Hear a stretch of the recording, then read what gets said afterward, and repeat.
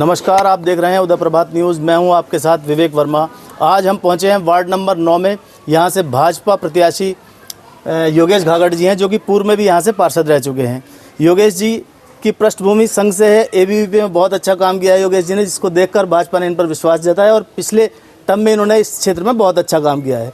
लोगों का कहना है कि योगेश जी के काम से बहुत सहमत हैं। योगेश जी इस बार क्या क्या आप अपनी योजनाएं लेकर किस तरह से धरातल पर काम करेंगे, लोगों को मतलब क्या चीज़ लेकर जाएंगे आप उनके बीच में?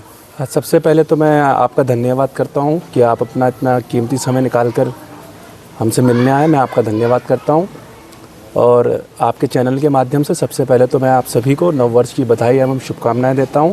जैसा कि पिछले 5 वर्षों में हमारे द्वारा क्षेत्र में अनेकों विकास कार्य किए गए हैं। बहुत सारे जो काम पिछले कई वर्षों से नहीं होते, हमने उनको पूर्ण कराया है।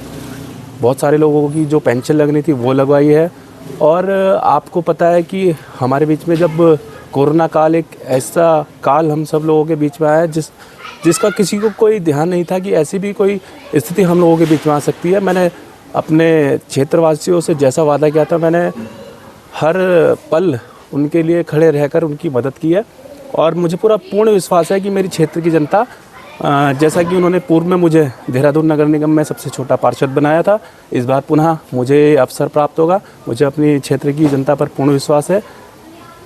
अच्छा योगेश जी, जिस प्रकार आपके खेमे में भाजपा से टूटकर कुछ लोग अभी कांग्रेस में चले गए हैं, आपके बहुत निकट लोग जो हैं और भाजपा के कद्दावर लोग जो हैं वो कांग्रेस से चले गए हैं और आपके बहुत निकटतम व्यक्ति कांग्रेस में चले गए, इसको किस प्रकार देखते हैं? क्या प्रभाव इसका आने वाला है? क्या मानते हैं आप, इसका किस तरह से असर पड़ेगा? देखिए, मुझे ऐसा कुछ नहीं लगता है कि ऐसे लोगों से हमें कुछ फ़र्क पड़ेगा। मैं उनको भी शुभकामना देता हूं और मैं उनके उज्जवल भविष्य की कामना करता हूं। और जैसा कि आपने बताया कि भाजपा से टूट के गए हैं, तो हर एक व्यक्ति का विवेक है और हर एक व्यक्ति को चुनाव लड़ने का अधिकार है। अगर उनका मन हमारे संगठन या भाजपा से नहीं मिला तो उनका वैचारिक है। बाकी मुझे ऐसा नहीं लगता है कि हमें उनसे कोई फ़र्क पड़ने वाला है या पड़ेगा। आपको क्या लगता है, टक्कर दे पाएंगे? चूँकि भाजपा खेमे से ही गए हैं और बहुत लंबे समय तक उन्होंने भी भाजपा में काम किया है, तो इसका मतलब कितना प्रभाव पड़ेगा? लगता है कि कुछ इस पर असर पड़ेगा? आप जब 25 तारीख को जब मतगणना होगी, आप देखिएगा हमारे क्षेत्र की जनता हमें बहुत ज़्यादा आशीर्वाद देगी और बहुत अच्छे मार्जिन से हम जीतेंगे। ये मैं आपको आश्वस्त करता हूँ अपने क्षेत्रवासियों की तरफ से। आज हम पहुँचे हैं वार्ड नंबर 9 में। नगर निगम चुनाव को लेकर कांग्रेस प्रत्याशी करण घाघट से आज हम बात करने जा रहे हैं, जो कि युवा चेहरे हैं। कांग्रेस ने इन पर भरोसा जताया है। करण जी, उदय प्रभात न्यूज़ में आपका बहुत बहुत स्वागत है। बहुत धन्यवाद आभार भैया आपका कि आप अपना कीमती समय निकाल कर आए यहाँ पे। करण जी, इससे पहले आप एबीवीपी में रहे, बहुत लंबा समय आज आपने भाजपा में दिया, एबीवीपी में रहा और आपके फादर ने बहुत लंबा समय भाजपा में दिया। क्या कारण है जो भाजपा छोड़कर आपको कांग्रेस ज्वाइन करनी पड़ी? भैया, जो पार्टी संविधान के निर्माता का बाबा भीमराव अंबेडकर जी का सम्मान नहीं कर सकती, वो पार्टी SC ST वर्ग का भी सम्मान नहीं कर सकती। इसी चीज़ को लेकर हमने पार्टी को छोड़ हमने कांग्रेस का दामन थामा है।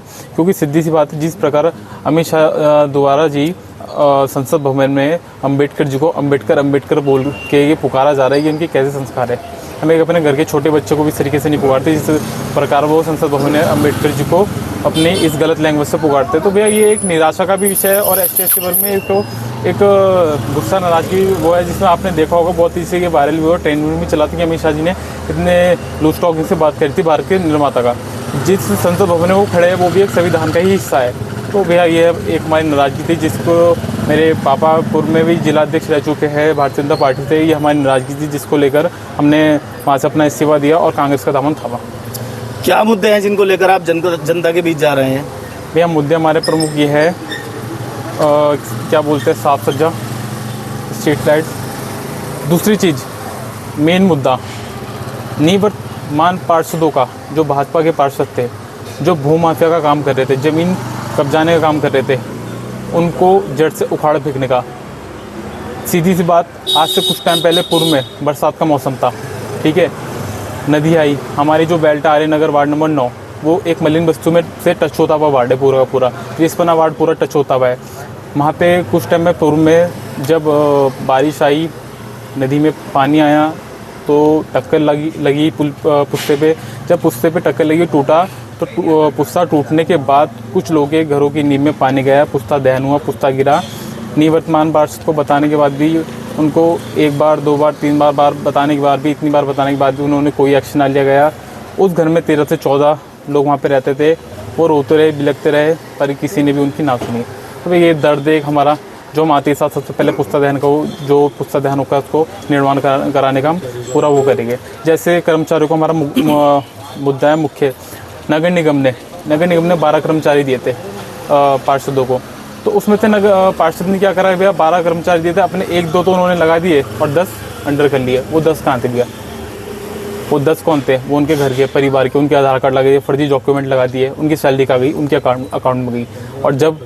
और जब इस पे क्या बोलते हैं, इस पे एक्शन लिया गया तो तत्काल बीजेपी ने यहाँ से अधिकारी को उठा के सस्पेंड कर दिया गया, या यहाँ से बाहर दूसरे स्टेट्स में उनको भेज दिया गया। तो भैया ये कहाँ का न्याय है? आपके बहुत निकट रहे हैं जो वर्तमान प्रत्याशी हैं भाजपा के, वो आपका बहुत निकटतम संबंध रहे हैं, आपके बहुत नज़दीकी रहे हैं, आप किस तरह से देखते हैं इसको?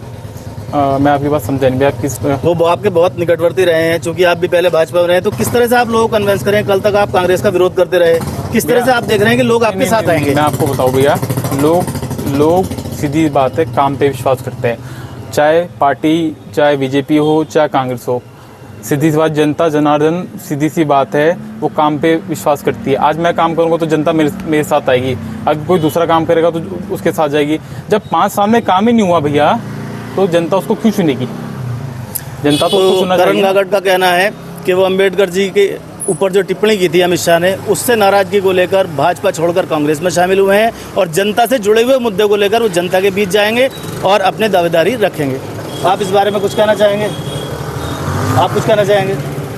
जैसा नागड़ भाई ने बोला, हमारे बेसिक मुद्दे तो ज़्यादातर वही है जो बेसिक आदमियों के रहते हैं। जैसे हमारे यहाँ पे अभी आप इधर आ जाइए, माइक इधर है। फिलहाल जैसे अभी यहाँ पे एक जगह थी जहाँ कूड़ा गिरा होता था, वो एरिया ले लिया गया, बट उसका आज तक कोई सोल्यूशन फॉर्मूला दिया नहीं है उसने फाइनली। लाइटों की बात करें तो काफ़ी जगह ऐसे जो सिक्योर होने चाहिए, आने जाने के एरिया हम लोग बोल चुके हैं कि भैया ये कम से कम यहाँ बेसिक लाइटें जलनी चाहिए, वहाँ का भी बोल के काम नहीं हुआ है। स्कूल है उस रोड पे, मेन रोड पे जहाँ बता रहे हैं, वहाँ पे बोल चुके हैं स्पीड ब्रेकर ज़रूरी है। अगर मैं बोलूँ कोई भी पार्टी की बात करें, आज पूरे सिटी में लग गया है, मगर यहाँ जहाँ स्कूल है उसको बोल के पिछले 8-9 महीने थक चुके हैं, कोई सुनवाई नहीं है। वो हर बार टाल दी जाती है बात कि भैया अभी बजट आएगा, अभी PWD में डाला है। तो ये छोटी छोटी चीज़ें जो आदमी को संतुष्टि देती है प्रैक्टिकली। तो अगर वही चीज़ें सॉल्व नहीं हो रही हैं तो आदमी और डेफिनेटली वहाँ देखेगा जहाँ काम हो सकता है, जो पार्टी काम कर रही है, हम उसी को फॉरवर्ड लेके चलेंगे और उसी को सपोर्ट करेंगे। तो आपने जाना किस तरह से वो जनता के बीच मुद्दों को लेकर जाएंगे और किस तरह से इस चुनाव को आगे बढ़ाएंगे। आज सुबह हमने बात की भाजपा प्रत्याशी योगेश गागड़ से, अभी हमने बात की कांग्रेस के प्रत्याशी करण गागड़ से। अब हम जनता के बीच जाएंगे और लोग ही राय जानेंगे वो इसको चुनाव को किस प्रकार देख रहे हैं। हम पहुंचे हैं वार्ड नंबर 9 और बात करते हैं यहाँ के आम नागरिकों से कि क्षेत्र की क्या समस्याएं हैं और निवर्तमान पार्षद के समय रहते उन्हें क्या समस्याएं रहीं और उनके समय में क्या अच्छे कार्य हुए। इसके बारे में लोगों से बात करते हैं कि वो पूर्व पार्षद के कार्यों से कितने संतुष्ट हैं। इससे पूर्व में योगेश गागड़ यहाँ से पार्षद रहे, उनके कार्यों से आप कितने संतुष्ट हैं? देखिए, मैं 100% तो नहीं बोलूँगा, काम किया है, बट जो पेन पॉइंट्स रहे हैं, जो दिक्कतें रही हैं, वो आज भी वैसी की वैसे हैं। आपके पीछे जगह दिख रही है, ये पहले कभी पूरा कूड़ादान होता था। कैमरामैन साथी थोड़ा इधर दिखाएंगे फोकस। कूड़ादान पहले कभी पूरा कूड़ादान होता था, ये फिलहाल शाम 8 बजे की कहानी है। अभी रात को 10-11 बजे देखेंगे तो ये ढेर रोड तक आ जाएगा। तो ये आज तक सॉल्व हुआ नहीं है। ये लिया गया था एरिया, गार्डन बनाएंगे लोगों को बैठने की, मगर ये मुझे लगता नहीं कभी आगे सॉल्व हो पाएगा। 5 साल हो चुके हैं और कितना वक्त चाहिए इस चीज़ को करने के लिए, मुझे थोड़ा मुश्किल लगा इनके। अपने क्षेत्र में नए पार्षद से क्या उम्मीद चाहते हैं कि क्षेत्र का पार्षद आपके लिए क्या काम करे? देखिए, क्षेत्र के पार्षद से तो हम बेसिक चीज़ों और उम्मीदों पे ही टिके हुए हैं कि बहुत ज़्यादा तो कुछ कैसे एक्सपेक्ट करेंगे, बट हाँ, हमारे एरिया में जो बेसिक चीज़ें हैं, बिजली पानी को लेके, नालियों को लेके, इस कूड़ेदान को लेके जो आज तक दर्द बना हुआ इतने साल से, ये चीज़ें सॉल्व नहीं होंगी तो दिक्कतें वहीं की वहीं खड़ी रहेंगी। मुझे नहीं लगता कोई चेंज आ पाएगा अनटिल ये बेसिक चीज़ें काम होंगी। आप पूर्व पार्षद के कार्यों से कितना संतुष्ट हैं और नए आने वाले पार्षद से क्या उम्मीद चाहते हैं कि वो आप किस तरह से क्षेत्र में काम करें? ऐसा काम करते कमियाँ रह जाती हैं, उसे पूरी करने की ज़रूरत है। पुराना करा है काम ठीक है, पर कुछ कमियाँ जैसे हम बताया कि रह गई हैं। मतलब जैसे कूड़े का ही है समस्या, ये पार्क बोलने के लिए बोला था, वैसे ही पड़ा हुआ है, उजड़ा हुआ। वो जगह हमारी सबसे बड़ी समस्या स्पीड ब्रेकर्स। बच्चे घूमते हैं, बुढ़े लोग घूमते हैं, गाड़ियाँ से घूमती हैं, एक्सीडेंट के रोज़ 1-2 एक्सीडेंट होते हैं हम लोगों के, किसी न किसी के। क्या चाहते हैं आपके क्षेत्र में पार्षद पूर्व पार्षद कार्यों से संतुष्ट हैं आप? 50-50 कह सकते हैं। 50-50 कह सकते हैं। नए पार्षद के लिए आप किसका चुनाव करना चाहेंगे? एक नया युवा चेहरा आपके सामने आया है, क्या उम्मीद रखते हैं आप? क्या काम करेंगे? अब जनता सबके ऊपर है, मेरे किले पे नहीं है, सारी जनता के ऊपर है। कैसे? ठीक है, आइए हम और लोगों से क्षेत्र में बात करते हैं कि वो अपना पार्षद कैसा चुनना चाहते हैं। हम पहुंचे हैं वार्ड नंबर 9 में और बात करते हैं यहाँ की जनता से कि पूर्व पार्षद के कार्य से कितना सहमत हैं। भाई साहब, इससे पूर्व में यहाँ बीजेपी के पार्षद योगेश घाघड़ हैं, उनके कार्यों से आप कितना सहमत है? पिछले पार्षद कार्यों से भाई हम तो बिल्कुल सहमत नहीं है। हमारे पास यहाँ पर जो काम होता है वो अजीब सा रंगा होता है। नालियाँ देखो आप, बिल्कुल बेकार बनी हुई हैं, ना सड़कें, कोई बिजली- ढलान है ना कुछ है, सब ऐसे ही है। नालियाँ भर देते हैं, नगर निगम वाले सब कूड़ा नालियों में फेंकते हैं। यहाँ आप क्या काम करते हैं? ये शॉप ये चलाते हैं आप शॉप यहाँ चलाते पर? हैं यहाँ पर। अच्छा, हाँ। तो सड़क के कार्यों से आप सहमत नहीं है? ना और पानी बिजली के कार्यों से कितना सहमत है? सफाई के कार्यों से कितना सहमत है? सफाई भी बहुत कम होती है। अच्छा, इधर सफाई वाले नहीं आते? हाँ, बहुत कम आते हैं। कभी 4 बजे आ गए, कभी 5 बजे आ गए। 4 बजे आए, 5 बजे छुट्टी हो जाती है और चल दिए बस। ये लो यहाँ पर इनकी राय, मार मुर के चल दिए बस खाली। इनका कहना है कि यहाँ पर लोग इस पार्षद कार्यों से बिल्कुल सहमत नहीं है। आइए बात करते हैं, इधर एक महिला है, इनसे भी बात करते हैं जो यहाँ पहले में पार्षद रहे। इन पार्षद के काम से आप कितना सहमत हैं? यहाँ बिजली, पानी, सड़क और ये सारे में ये झाड़ू लगाने वाली आती है, सारे में कर देती है कूड़ा। देखो ये सब भर रखा है। इसको लेकर आप कभी आपने पार्षद से शिकायत की है? हमने कहा तो वो ऐसे कर देते हैं वो। आपकी बात को अनदेखा कर दिया। आप जानते हैं पार्षद को? मिले हैं कभी पार्षद से? हम नहीं मिले। हाँ, फिर आप ये कह रहे हैं कि आपने कभी उनसे शिकायत की। इस बारे में आपने पार्षद से शिकायत नहीं की उनसे कभी? जो आते हैं ना, जो साथ में रहते हैं जी, उनसे बोला था। ठीक है। हम पहुंचे हैं वार्ड नंबर 9 में बेस्ट नर्सिंग होम के पास अभिषेक मेडिकल स्टोर पर। जानते हैं पूर्व पार्षद के कार्यों के बारे में। सर, आप पूर्व पार्षद के कार्यों से कितना सहमत हैं? बिजली, सड़कें, पानी, जो पार्षद के काम होते हैं नगर निगम के, उन सब कामों से आप कितने सहमत हैं? ठीक है जी, काम तो इनका ठीक है, संतोषजनक है और आगे भी हम चाहेंगे कि यही हमारी कंटिन्यूएशन में पार्षद बने। हाँ, तो ये देखिए राय लोगों की यहाँ पर अभी बारे में इनके बिल्कुल पूर्ण सकारात्मक राय है। ये योगेश घाघड़ को फिर से पार्षद चुन के लाना चाहेंगे। हम पहुँचे हैं वार्ड नंबर 9 आर्यनगर। जानते हैं नगर निगम चुनाव को लेकर जनता की राय क्या है। यहाँ पूर्व पार्षद जो रहे हैं योगेश घाघड़, उनके कामों से आप कितना संतुष्ट हैं? वो इसमें जाल नहीं लगे, एक तो जाल नहीं लगे यहाँ पे ना, सारे पत्थर लगे हुए हैं। ठीक है। और जाल मतलब सारे किसी जगह नहीं लगे, ऊपर जाल लगे हुए, नीचे जाल नहीं लगे हुए। और नगर निगम से मिलने वाली सुविधाओं, उनसे उनके कार्यों से आप कितना संतुष्ट हैं?